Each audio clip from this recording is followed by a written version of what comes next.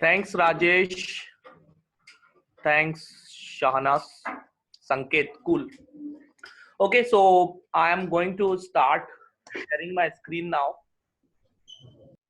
And I hope my screen is visible to all of you. So, firstly, I would like to share with you we are going to have this Technology of the Month program, right?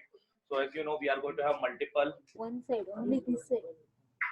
Just give us one more minute and then we can start. Actually, we are still, waiting to be done. So, just one more minute and then we can start.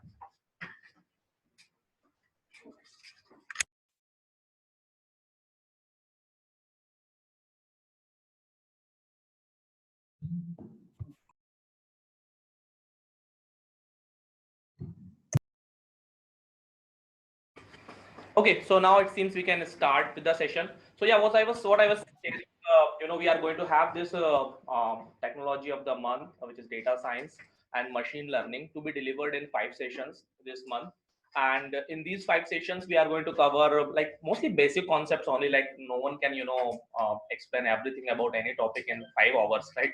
So every session is going to take last for around like 1 hour, and so we have only 5 hours. But don't worry, Can you record this? Yeah, this session is being recorded, I think. So Neelam, can you please quickly confirm, have you started the recording?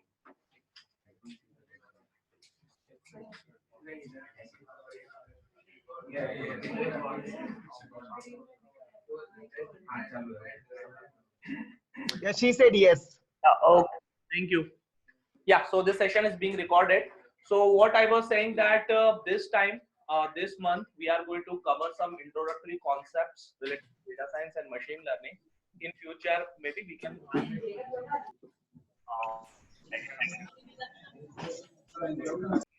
six sessions, and there.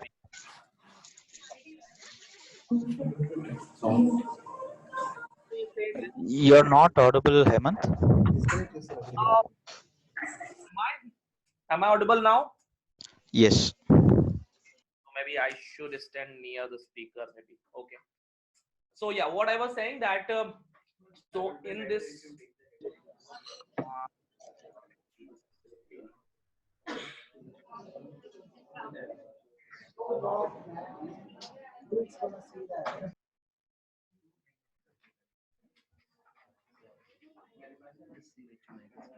Oh, that's fine, I think. Okay, no worries. Okay, I will try my best to be as loud as possible. Okay. So yeah, what I was saying that let's go ahead and start with the session. So this time we are going to cover some introductory concepts of data science and machine. And I would say like this session is going to be intended for everyone. Like in this session, even if you are not interested in learning data science and machine, at least this particular series, because in this series we are primarily focused on very basic concepts of data science and machine learning, and eventually like this level of concepts are going to be utilized like almost everywhere, whether you are directly or indirectly associated with data science and machine learning or not. But like this is going to be very elementary session, and I think everyone can attend it, technically or not technically involved with the things. Okay, so what is going to be the agenda for today's session? We are going to start with some very basic concepts, starting with some definition, straightforward. What is data science? What is machine learning? We'll try to make ourselves comfortable with these definitions so that we can understand it very well. What we are going to learn. There is a lot of confusion related to the definition and the concept of data science and machine learning. Many people, many a times, get it inaccurately, incorrectly. Okay, like what is the clear line of separation between the things. Okay, so like data science first of all, or machine learning is not like automation like most of the people sometimes think about, or data science is not always about forecasting or predicting future. Okay, so having said that, okay, we will make ourselves comfortable with these definitions. Followed by that, we will also try to make it clear like how data science or machine learning programming, right? But how it is different from the traditional programming. What are the challenges and what are the like essential things that we are supposed to take care of while we are working on a data science programming or data science coding? And descriptive, predictive, and prescriptive analytics, like these are the three branches of data science. So we'll talk about these branches because this is the foundation of data. So if you want to understand data science in a holistic view, you have to understand these three things very clearly. Coming to the last point, some example of data science project objectives, the last topic for today. And in this particular topic, we are going to take some examples from different data mining areas, or basically like you can say algorithms as well. Okay, so we are going to talk about some different data mining areas, and we will try to understand what these areas are and how they are actually helping to solve some real world problems, okay, by implementing predictive, prescriptive, or descriptive. Okay, so having said that, let us go ahead and start with the session.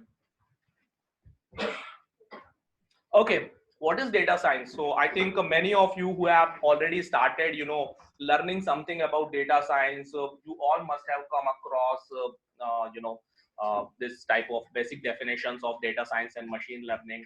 Like data science, also known as data-driven science, is an interdisciplinary field about scientific method, processes, systems to extract knowledge or insights from data present in various formats: structured, unstructured, semi-structured, right?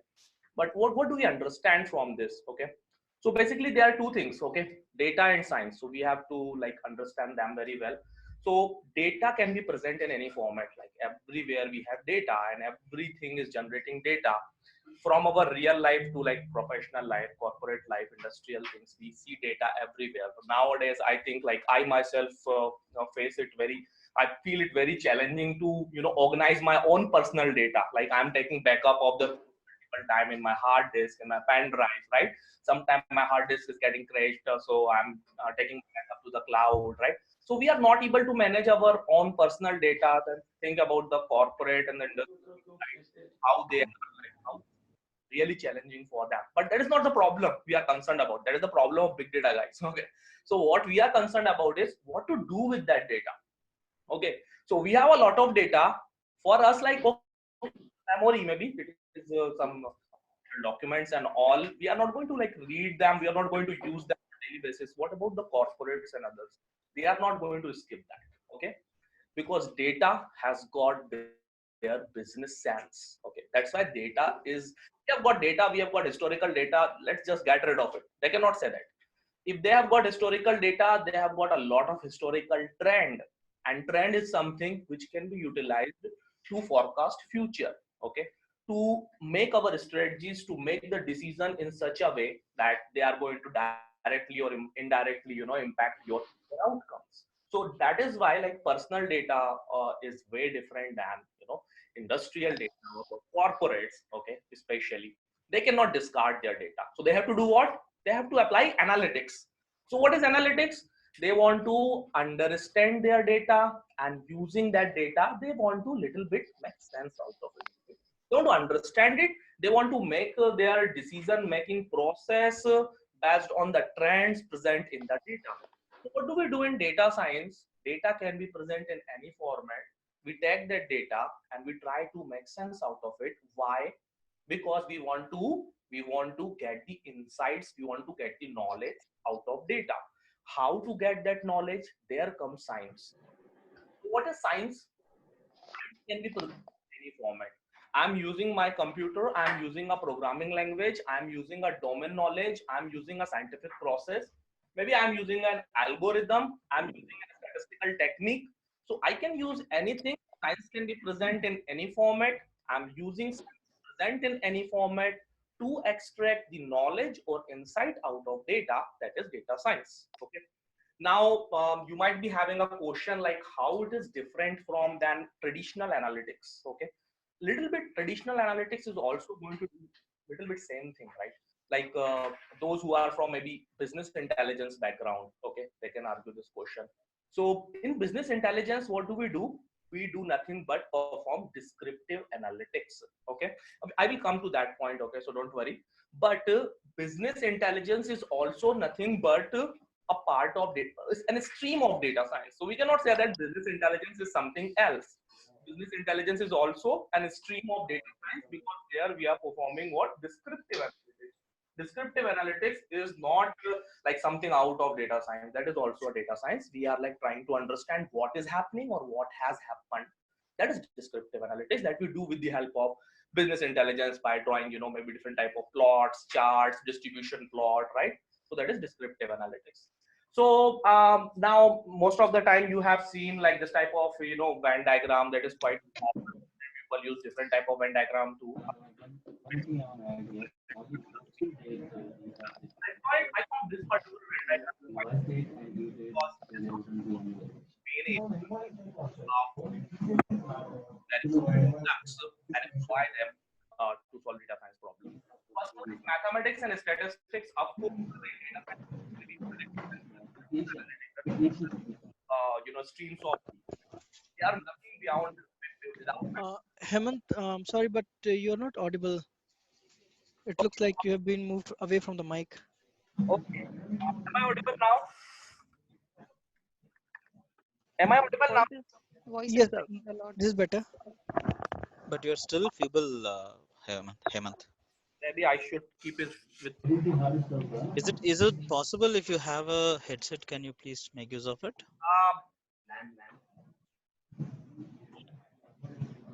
Okay. I'm not sure, but this is from my side. Let me know if it is something that you can.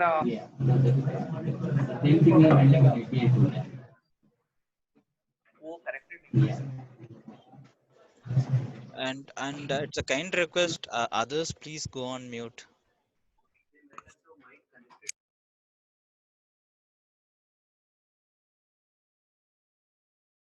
Most powerful mic.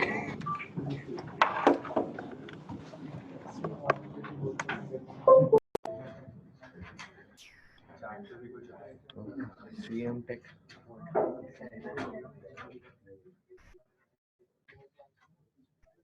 Just speak now. Ask them.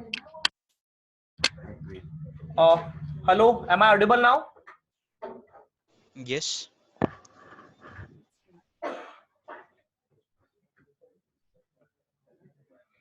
Is it better than before or like okay? Yes, it is better than before, but as soon as you get away from the system, it is still feeble. You are feeble. इसका volume कहाँ है? इसका इधर ही है 100%.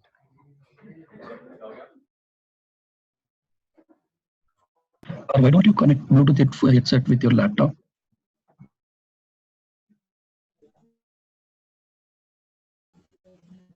If possible.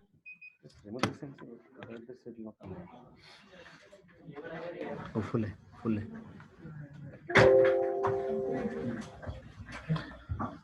Okay, I think they should be able to cancel.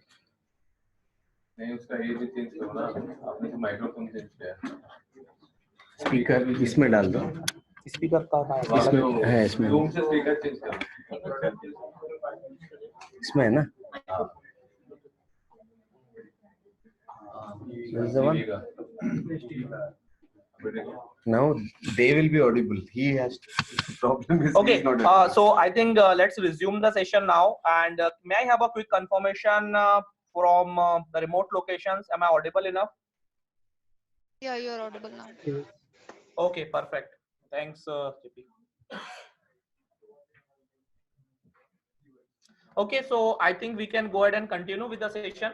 Okay, so what I was saying that we were going to understand about this Venn diagram, and the three main areas we are going to understand the interaction for our mathematics and statistics, because almost all the data mining techniques are going to come from the statistics, and the implementation is going to come from mathematics. Okay, so we are going to talk about statistics a lot maybe from tomorrow's session. So tomorrow we are going to have a dedicated session on statistics, and we will start with the basics, of course. Okay, then comes the computer science. So see, as I mentioned earlier, computer science or here the computer science word is representative of everything you can think of. Like if you are using a programming language, that is computer science. You are using Python, you are using some cloud, you are using AWS, you are using your own laptop, GPU, whatever, right? So that is nothing but computer science. like how we are going to implement those algorithms. Okay, like I think most of you would be aware of regression algorithm, right? So regression is the concept from statistics. Okay, if I am supposed to implement it, I need some platform, and that platform is going to be provided by computer science, right? We have got our laptop, we have got Python installed on it, we have got the compiler, we are going to compile the code, we are going to use the libraries from Python. So like libraries, packages, everything, they are nothing but representative of computer science. Okay, so the interaction of mathematics and computer science, if you will see, that is like machine learning. So if you are taking an algorithm from statistics, you are implementing it using Python library. Like we have got libraries in Python, in Spark, in R, in SAS, right? They are what? They are the implementation or ready-made implementation of those algorithms. So we start calling them machine learning. Okay, like we don't have to write the code generally. In most of the cases, we don't have to write the code algorithm. Have we ever written the algorithm for regression? No, we just use those predefined packages, libraries, and start creating the objects and implementing them. So that is why we are calling them as machine learning. When we talk about the interaction of mathematics, let's talk about the computer science and domain knowledge. Okay, so in data science, domain knowledge is very important. Why? Because data science is not like some programming, traditional programming, where you are supposed to implement some functionality. Like I'm looking for a website, I'm looking for a page, I'm looking for this data engineering task to be completed to like transform the data, okay, relocate the data. They comes with their specific predefined technical objectives. Okay, here in data science, we are going to solve the business problems. If you are supposed to solve a business problem, you have to know, you have to understand the business very well. So domain knowledge or business knowledge is something which is key here. Like if I take the example of the UPMC project we are working on, and we are working on like arthritis prediction. So we had to firstly understand, what is the definition of arthritis, right? That is what business knowledge we got. That is what domain knowledge. So business knowledge is something we have to firstly understand, we have to firstly gain in order to be a data scientist, in order to implement data science. So domain knowledge, business knowledge is very critical. And then if we see the interaction of computer science and business knowledge, we call it like data analytics or core analytics or traditional analytics.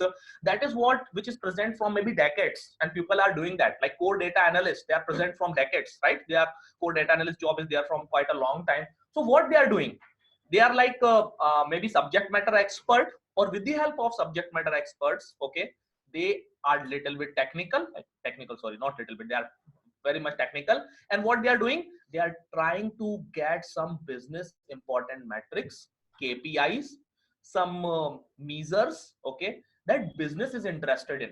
Okay, maybe for for an online company selling some products online, for them what is going to be very important, like what all the products for which I'm getting most of my revenue, what are the regions, what are the areas, what are the countries, what are the cities, what are the localities from where I'm getting my revenues, most of the revenues, what are the products for which my profitability is higher. So like this profitability, locality, revenue, these are what measures. Okay, like if someone is well aware of the business, like what is critical, what is less critical, more critical for my business, only that person can answer this type of question, only that person can define these KPIs. Okay, he knows how to calculate, for example, simply revenue. If you don't know how to calculate revenue, if you don't know the definition of revenue, you cannot calculate it from the raw data. Okay, I'm just giving a very simple example. So that is why when you have a domain knowledge and you apply the normal analytics technique to simply represent what has happened or what is happening. Okay, like I say, my average sale for last 3 quarters is like 3.4 million. Okay, what is this? This is what has happened, or this is what is happening. You are not doing some magic over here, right? You are simply getting the things from your data, but definitely with the help of some analytics techniques.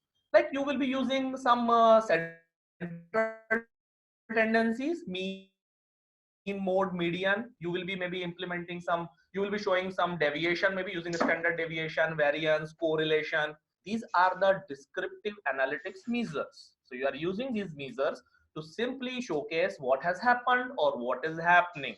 That is known as the traditional analytics. That is what the traditional data analysts do. Okay, knowledge of machine learning or AI and all. Okay. Now comes to the mathematic interaction of the mathematics, statistics, and domain knowledge. But if you have domain knowledge, but as well as the data mining techniques, if you are aware of the data mining techniques, the statistical models and algorithms, then maybe not only you can use those metrics and show what is happening or what has happened, okay, in past, you can also make prediction about them, right? It is all about those KPIs. Either you can show or either you can tell what has happened, or with the help of statistical techniques or data mining techniques, you can also forecast them, or maybe some KPIs which are unknown, you can predict them. Okay, so there comes the predictive analytics. We also call it advanced analytics. Okay, so in simple words, data science is defined by three things: machine learning, advanced analytics, data analytics. So we combine all these three things together, we call it data science. Okay, so data science is all about data plus science, right? Science can be present in any format. Now let us talk about little bit machine learning. Okay, what is machine learning? We have talked about the interaction of like mathematics and computer sciences, machine learning. But traditionally and technically, what is machine learning? In machine learning, definitely there is going to be some algorithm. So as you can see, we are going to get some algorithm, some statistical algorithm from mathematics, from statistics. We employ that algorithm on our data. Okay, and like most of the time your data is going to be present in the form of x plus y. I'm talking about the supervised machine learning technique only here, because the other techniques like there is a huge debate on that which comes under machine learning, which doesn't come under machine learning, but there is 100% surety like supervised comes under machine learning. Okay, so we can use that. Supervised techniques are always going to have your data present x plus y. Okay, so where x is going to be the set of independent variables or features which are known to you, that are easily available, that are easy to compute or easy to calculate. And what is y? Y is something that we don't know. Y is something that is unknown. We also call it like target variable. We also call it output variable. That is something we want to predict because that is unknown. Now y is not future. Okay, so don't think like y is always future. Y is also going to be something which is about present, but it is unknown. We simply don't know that. With the help of other things which are known to us, we want to simply calculate it. We want to estimate it. Okay, in more accurate words. Okay, so what is machine learning? Machine learning in simple words is nothing but making the computers or machines learn about the pattern present in your data. Okay, with the help of some statistical algorithm which have been designed in such a way that they can extract the specific patterns present in your data according to your problem statement.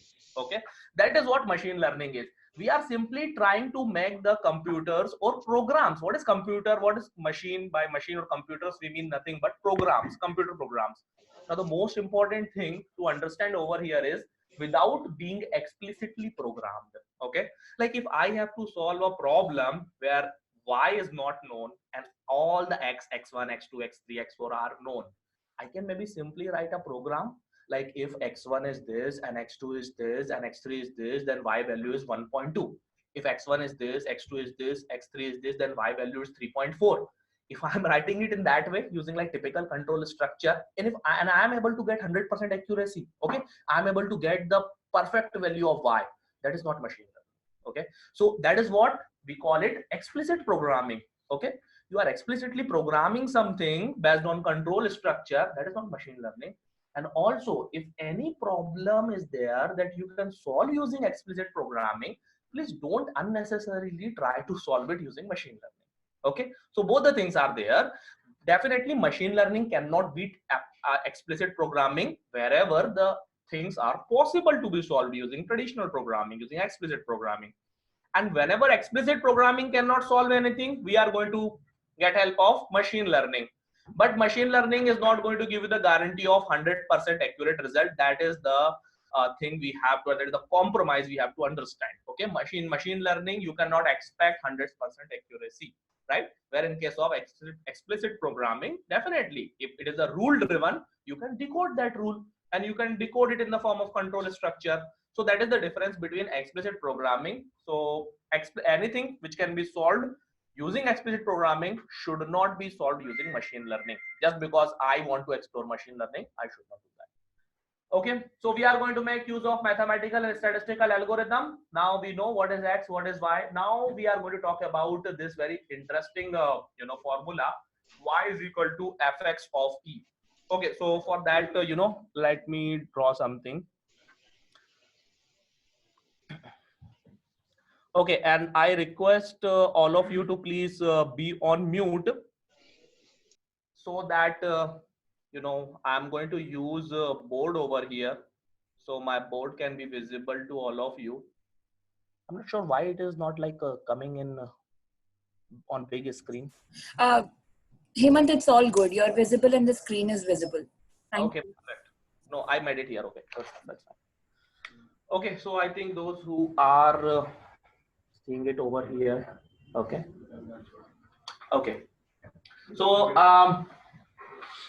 we have talked about this equation, like y is going to be some function of x plus e.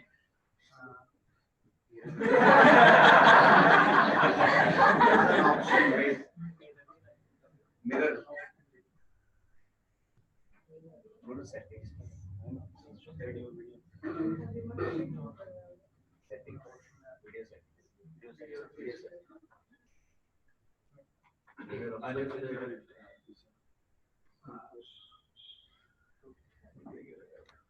Okay. Okay, thank you. Yeah. So typically, if we are going to define the objective of supervised machine learning, in most of the cases, in case of supervised machine learning, we are going to deal with this type of equation, okay, where y is going to be your what? Target variable, output that we want to maybe predict, that we want to know, and x is something which is your independent variable or inputs, okay, which are always known, okay. Now let us try to understand it with very simple example of maybe regression. Those who are already a little bit aware of regression, they will be able to correlate it very well. Okay, so suppose I have, for the simplicity, I have only one independent variable x, okay, and definitely target variable always going to be 1. So now I have to decode any relationship. Like I tried enough a lot to decode this relationship with the help of explicit programming, and I'm not able to do that. Like I'm not able to implement it using control structure. Okay, so I'm just trying to implement it using machine learning, and for that purpose I am going to perform the scatter plot analysis maybe for this relationship between x and y. Okay, now let us assume, okay, let us assume there is a relationship exist between x and y which can predict y, or which can estimate y with the help of x with 100% accuracy. Okay, how that equation or how that function is going to look like? So that function is going to maybe look like something like this, right? If it is going to look like this, then only if I'm going to provide the value of x, it is going to predict the value of y. Like this. Okay, can anyone tell me the formula of this equation if you are from mathematics? It looks like a sinusoidal curve, but maybe not. Okay, or maybe if I'm going to make some changes to the data points over here, then I'm not sure if I can define it mathematically or not, right? So that is what the challenge with the explicit programming. Many a times you are going to deal with some relations which are not possible to be defined with the help of mathematical equations or formulas all the time. Okay, so this is what, this is my exact relationship. Let us call it maybe R. Okay, R, that I am trying to find hardly. Okay, I know this equation, I don't know. Okay, so what I will do, then I will assume there is a perfect machine learning solution or there is an approximate relationship available that I have to find, which is most accurate or possibly most accurate relationship between X and Y. Okay, what is that? Maybe this line. That is what it is actually f of X. I'm trying to find. I don't know. It is there and I have to find it.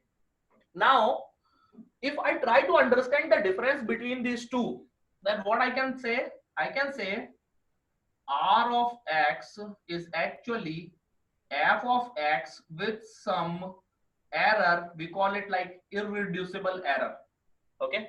So I can say that if I have a actual relationship R of X, which is always going to be defined with the help of some irreducible error. Like here we have some fluctuations, here I have some residuals, right? Though this particular line is the best possible relationship, but there are some fluctuations, there are some residuals, right? And these are those residuals that even if I want, I cannot minimize them anymore, because this line is the perfect relationship I am looking for. Okay, so far so good.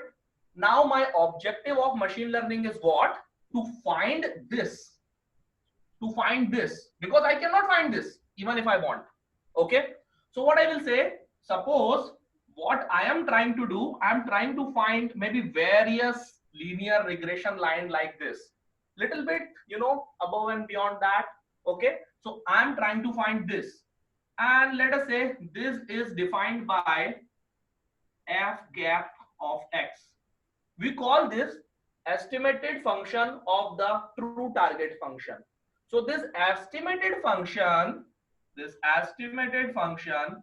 f cap of X is always going to be f of X plus some more error, right? Because it is little bit different than this. We call this reducible error. Now, if I rewrite this equation again, then I will say f cap of X is actually the actual function R of X plus some irreducible error plus some reducible error, right? So this irreducible error is something I cannot minimize, and this reducible error is something I have to minimize. So maybe I am going to have various possible regression line. From all these regression lines, I have to reach here. I have to reach here to this line. So we are going to have, like, you know, two different type of errors, and I will try to minimize this reducible error, and I can come to here. Now here comes that, you know, the concept of overfitting and underfitting. Okay, so those who have little knowledge, they can correlate it very well. Okay, so like if what will happen, you know, suppose if I will try to find this actual function or R of X. If I'm going to try to find this actual functions, maybe I will implement some curve, maybe some complex curve, polynomial curve of maybe order 5 or order 6. It will start learning the noise. It will start learning the noise present in the data, and it is going to be the problem of overfitting when you start learning the noise present in the data. That is not expected from the ideal solution. Okay, you have your model, your solution should be little generalized, okay, and definitely specific to the problem you are trying to solve. Okay, so this is what a very simple concept of, like, little bit math behind machine learning. What is machine learning? What do we actually try to achieve in machine learning? Okay.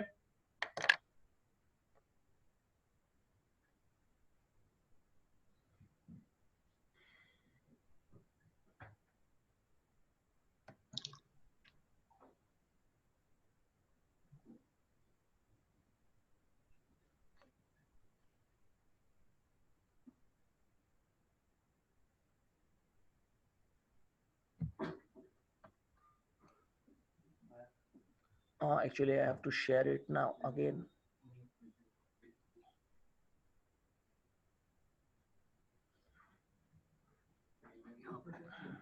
Yes.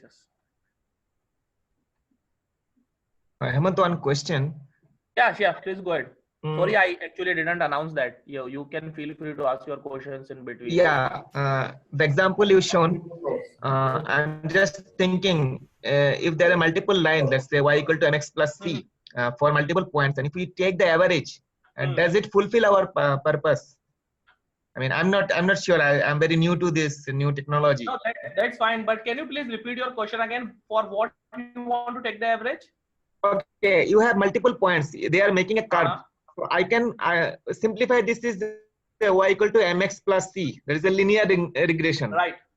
So I can have multiple Right. lines, and I can take the middle How one. will you decide the middle one line? Like in terms of mathematics, how you like we are human, like we can see the lines and we can decide, okay, this is middle line. Okay, But I if you can try take to- a mean, median, mode, or standard deviation. of what? Of what? Like y is mx plus c has got only one parameter like m, right? And maybe intercept c. So like you are going to take the average of m. Average of m. Average of m. Okay. So yes, actually you are little close. Okay. Okay. So I am going to show you how technically this problem is solved. Okay, great. Okay. Okay, okay. I will come to that point. Okay, thank you. Any other?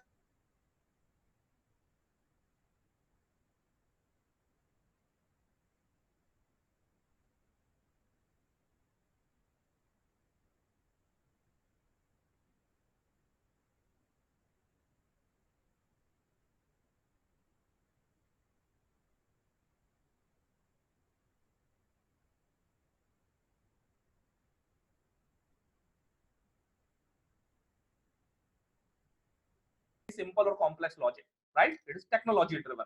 Okay, technology can be anything. Here it is business driven.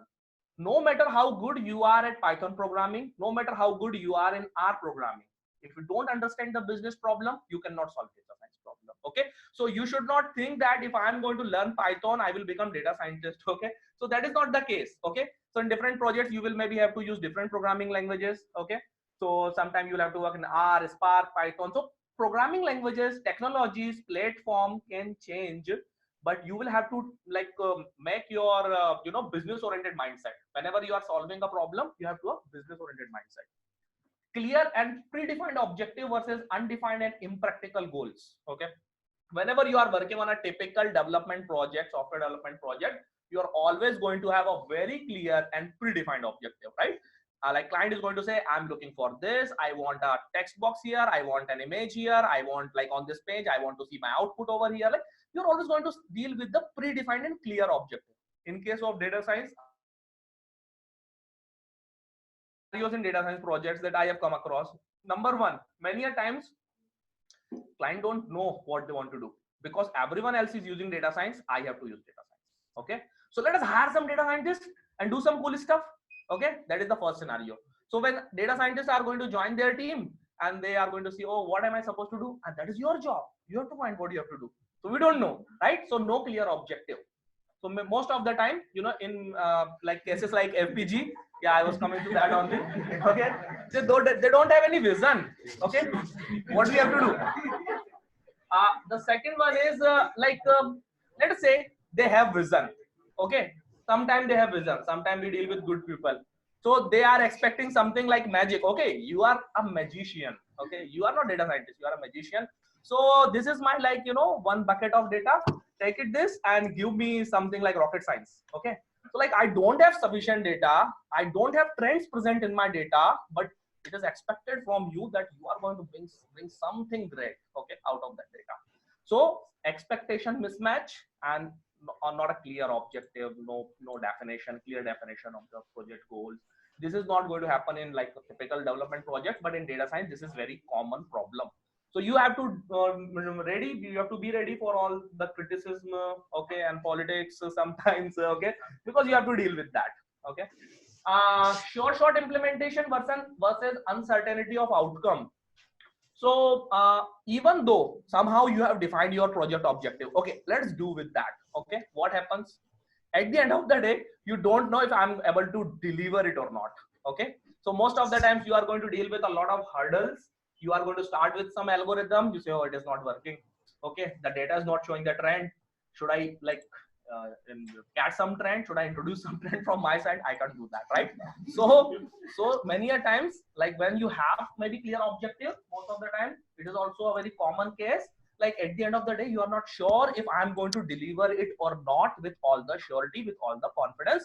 At the end of the day, it happens many a times. You say, okay, no, sir, we are not able to deliver it because data is not showing the trend.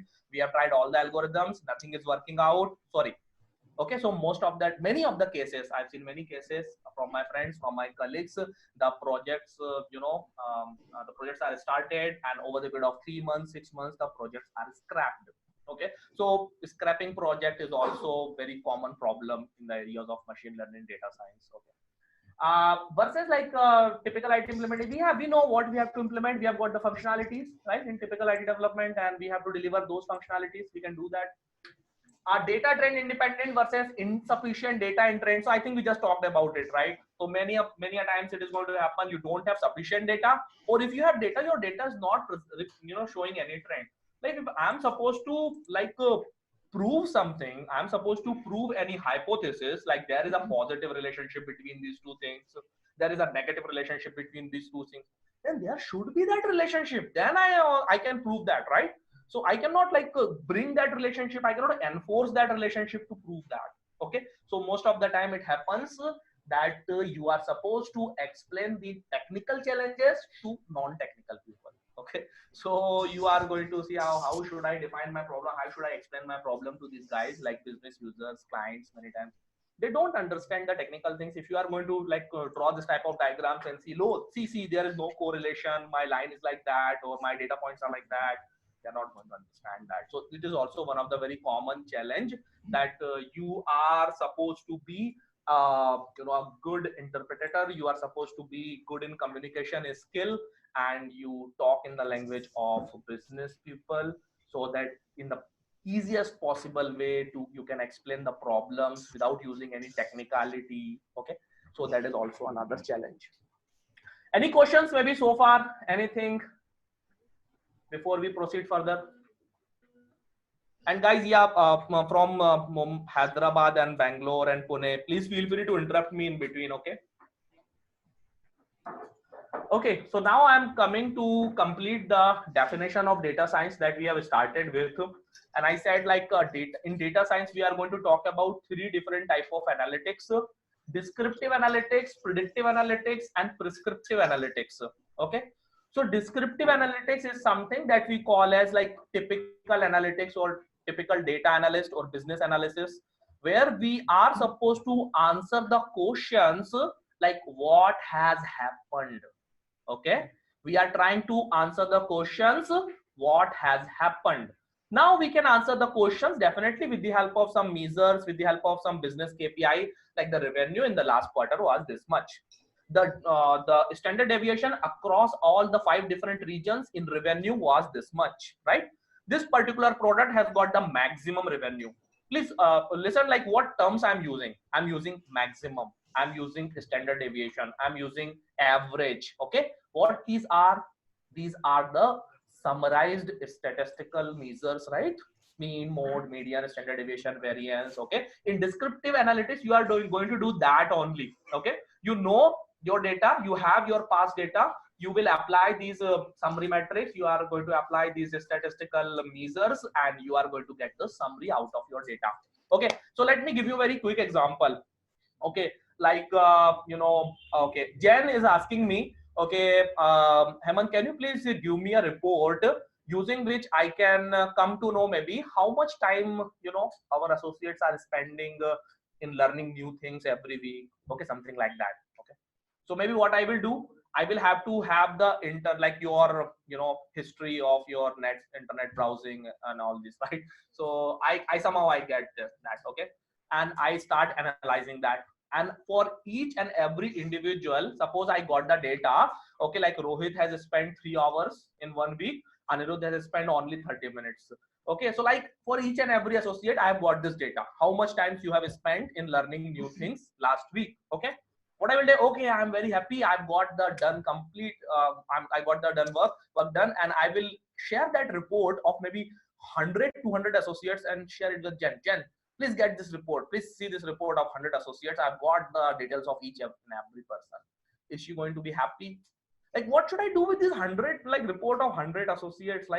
So it is hard for me to even make any conclusion. So what I will do, okay, give me some more time.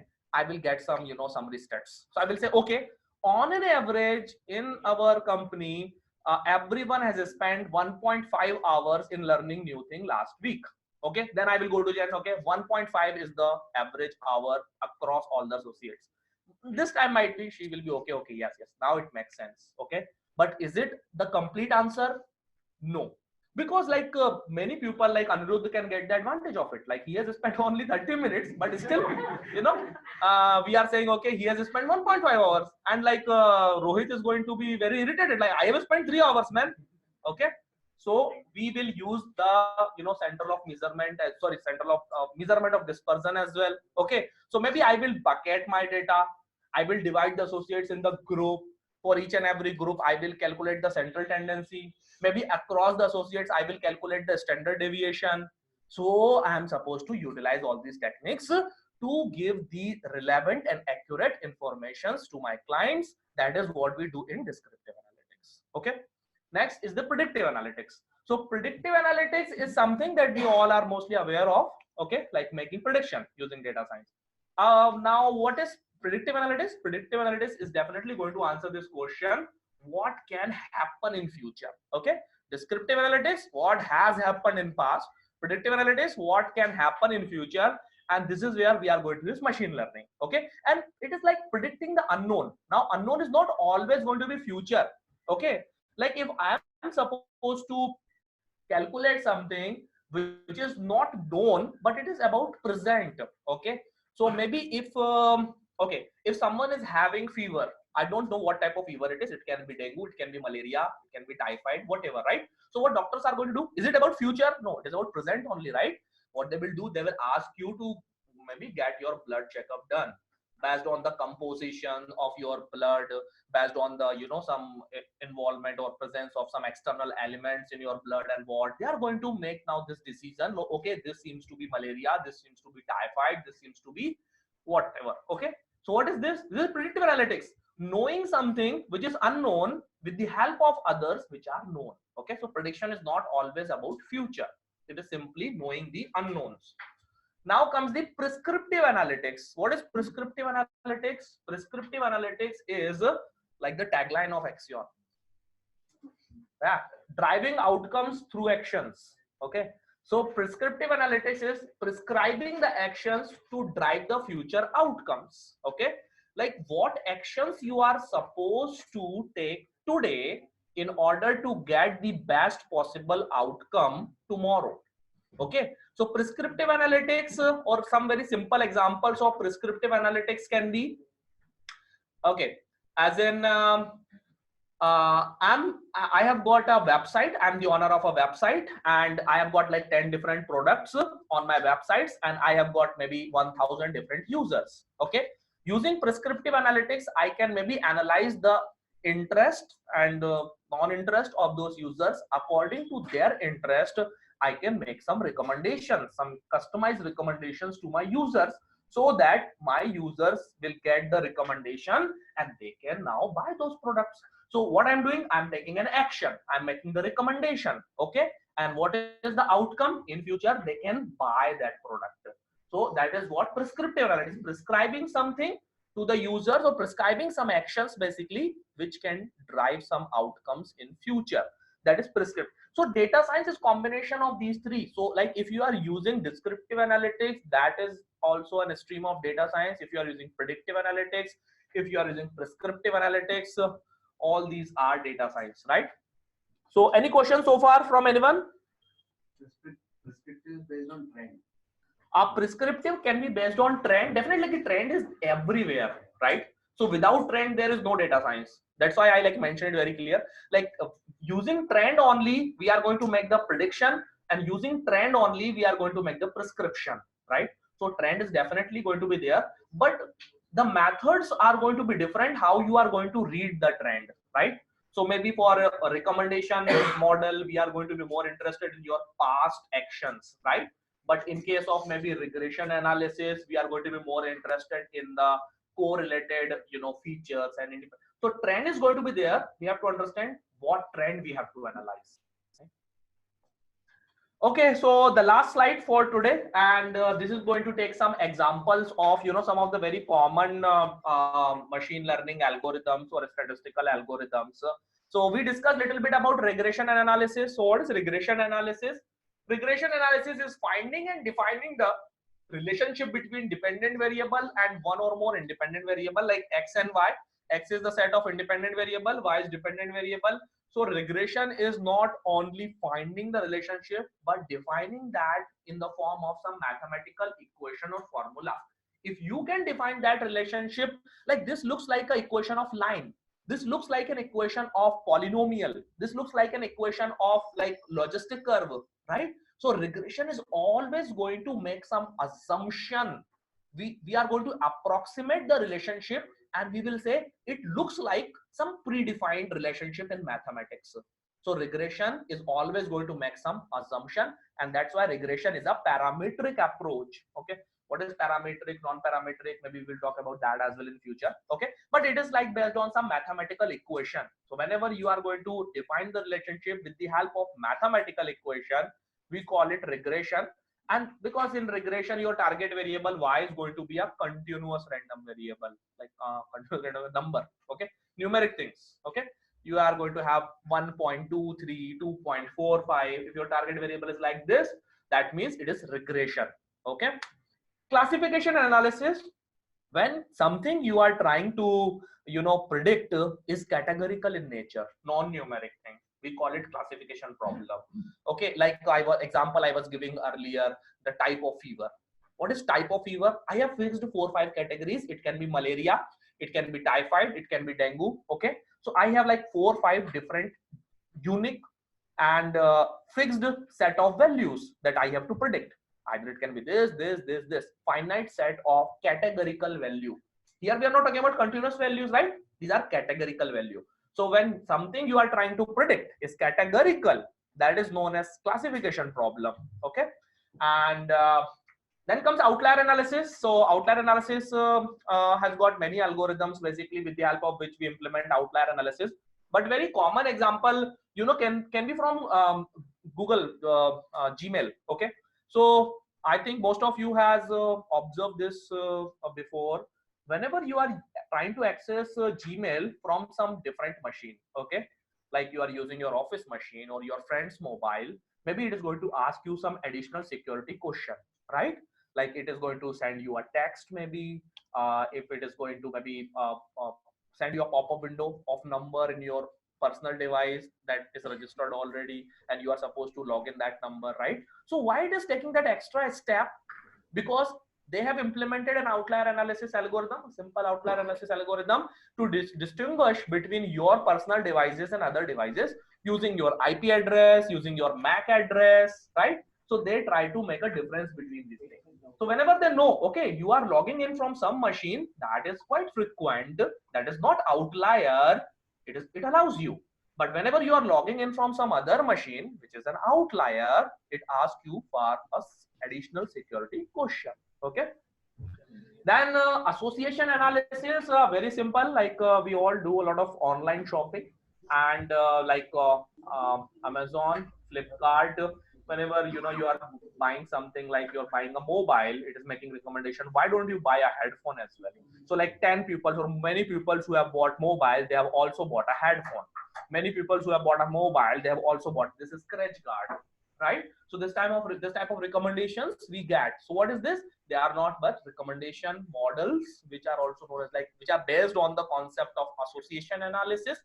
They analyze the trend of the past of the users who have bought similar items, the same items. What was the association? What was the linkage between those products that they have bought together? So there are many methods for that. Like one we are using in AIC project. So that is an example of association analysis only. Like we have explored TF-IDF, we have explored what matrix factorization, SVD, okay, cosine similarity. Okay, so these are all examples of association analysis using which we develop the recommendation models. Finally comes the most simple one, forecasting or time series analysis. That is what we all are aware of. Like, and that's what I think most of the people think data science is. Okay. So data science is way more than that only forecast. What is forecast? When you have historical value, using historical value, predicting the future value. Like a stock price prediction. Okay. I can predict some stock price based on the historical value of that stock price. What is the difference between maybe regression or time series? Because time series is also having target variable, which is numeric, right? Most of the time it's numeric. All the time it is going to be numeric. So what is the difference? Can anyone tell me the difference between forecasting and regression? Question for all of you. Regression will give same results. Time series analysis can give different results or ambiguous results. Okay. So it's basically the difference between the predictive analysis and the definitive analysis. Yeah. Or maybe in simple words so that everyone can understand it. Yeah, tell me. There exists a timestamp. Yeah, timestamp is going to be there, but in terms of objective or maybe in terms of definition, how can we distinguish these two? Or in terms of implementation, try to think from implementation point of view. Okay, let me tell you. So in regression, you try to predict y, your target variable, with the help of some independent variables x, right? Everyone agree? In forecasting, you try to predict y with the help of its own value, y historical. There is no independent or dependent variable in forecasting. Okay, in forecasting, we have only one variable. We have to predict that variable with the help of its own past values. Okay, so maybe like it is too obvious for some people, like why am I asking this? But like sometimes people get confused between regression. They use regression to make forecasting and vice versa. So no, regression is a separate, like a different type of problem, and forecasting is a definitely different type of problem. Okay. So having said that, I can wind up. We are right at 4, so we can wind up this session over here. I would like to give you maybe a very quick, because someone asked me that question, I think from Bangalore. So like how, the line or best curve fitting line is found. So maybe I can cover that topic in 5 minutes, and you can feel free to ask your questions if you have any meanwhile.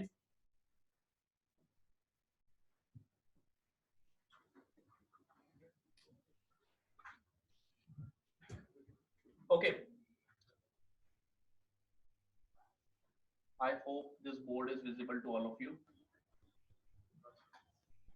Okay, so let us assume like we have only two independent variable, x1 and x2, and I'm supposed to work on a regression problem. So my regression problem equation is going to look something like this: beta 0 plus beta 1 x1 plus beta 2 x2, right? This is going to be my regression equation if I'm supposed to predict y with the help of xn, x1 and x2. Okay, now just do one thing. Let us replace this y, x1 and x2 by 3 different things. Okay, the first one is my loss function or my loss. Okay, what is loss? Loss is nothing but the difference between y cap and y, the predicted value and the actual value, that we call as loss. Like it can be present in any format. It can be squared loss, this can be RMSE, or it can be whatever. Okay, but our objective or the essential thing or the most basic thing, whenever you try to find the best curve fitting line, you try to minimize this loss, right? And you try to find a line, or you try to find a curve for which this loss is as minimum as possible. Okay, so now let us try to create a function of loss that is going to be dependent on your coefficients. Okay, for the time being, I'm ignoring beta 0. Okay, I'm simply saying my loss is dependent on my coefficients beta 1 and beta 2. Why? Because for different combinations of beta value, like beta 1, beta 2, there is going to be a loss, or there is going to be minimum loss possible, right? For one particular combination, you will find that loss is minimum, and we don't know, and we have to find that. So how a best curve fitting line is found? By finding that combination of beta values for which loss is going to be minimum. So your loss function is, you know, going to be maybe some curve like this,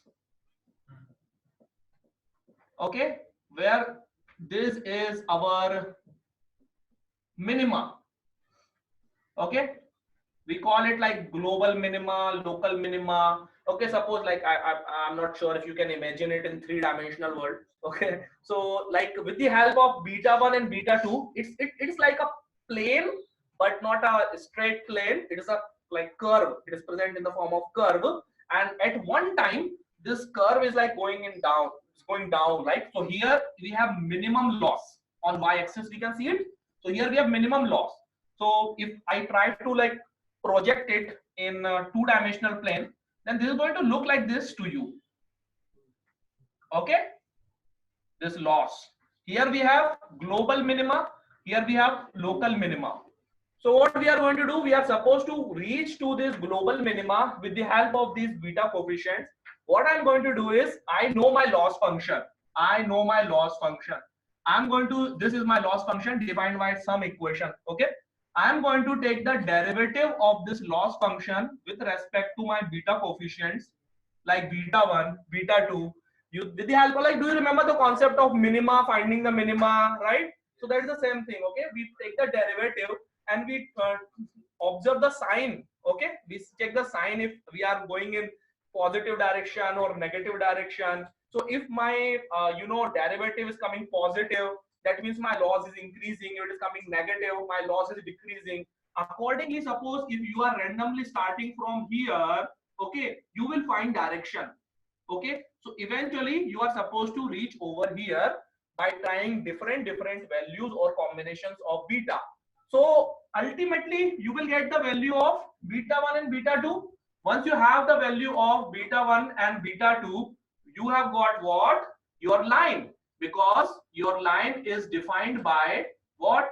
This trend, this inclination on beta axis, beta 1 axis, and this inclination on beta 2 axis.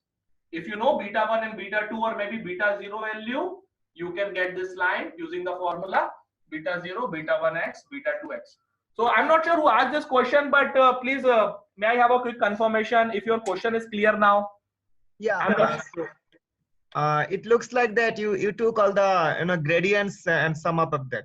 Yeah. Because the derivative is nothing but a gradient, right? Exactly. That is the m. Yes. This is known as like descent gradient. Okay, this is what we know as, like, I was not sharing the name. I don't want to like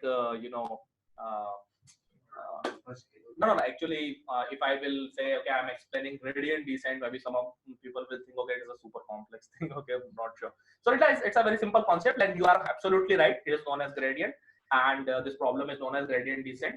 You are supposed to reach to global minima. Okay, yeah, it's clarify my doubts. Okay, thanks perfect. for forwarding more knowledge. Thank you. Thank you. Okay, so this is from my side, friends. So any question, any queries?